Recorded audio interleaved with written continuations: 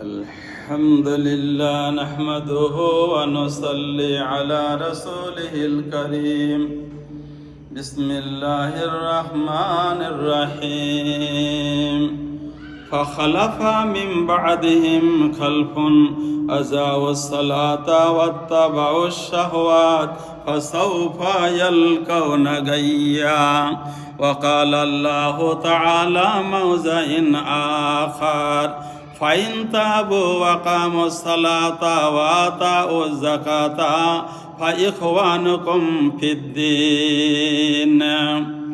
সমস্ত প্রশংসা আল্লাহ রাব্বুল আলামিনের, অতঃপর নবী হযরত মুহাম্মদ রাসূলুল্লাহ সাল্লাল্লাহু আলাইহি সাল্লামের উপর অসংখ্য দরুদ সালাম শান্তি বর্ষিত হোক। আল্লাহুম্মা সাল্লি আলাইহি আল্লাহুম্মা বারিক আলাইহি। নামাজ প্রসঙ্গে অনেক কথাই আগেই বলেছি। তো এই নামাজ ছাড়া বাঁচার কোনো রাস্তা নেই, নামাজ ছাড়া পরকালে বাঁচার কোনো রাস্তা নাই। অতএব আমাদের নামাজের হেফাজত করতে হবে।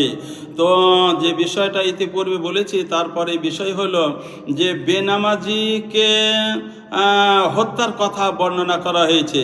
অনেক লোকই বলবে তাহলে এ দলিল ইত্যাদি ইত্যাদি। তো বেনামাজিকে হত্যা করার দলিল হলো যে সারা দুনিয়াতে যত বড় বড় পাপ আছে, যত পাপ আছে, শিরকের পাপ বলুন, জেনার পাপ বলুন, চুরির পাপ বলুন, ডাকাতের পাপ বলুন, রাহাজানির বলুন, আরও যত রকমের পাপ আছে, মদ ইত্যাদি ইত্যাদির বলুন, সবচেয়ে বড় পাপ সেটা কি? সেটা হলো সালাত ছেড়ে দেওয়া। সালাত ছেড়ে দেওয়া চেয়ে বড় পাপ আর কিছু নাই। এটা শিরকের পর্যায়ের পাপ।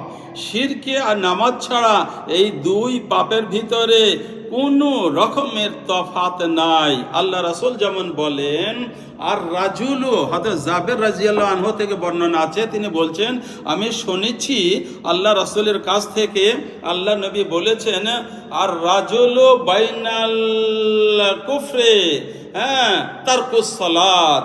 একজন রাজুল, এখানে রাজুল মানে হলো মমিন, একজন মুসলিম, একজন মমিন, একজন মুসলিম আর মুশরিক বা কাফেরের ভিতরে ডিভাইডেড হলো, পার্থক্য হলো, তফাৎ হলো তারকুস সালাত, নামাজ ছেড়ে দেওয়া।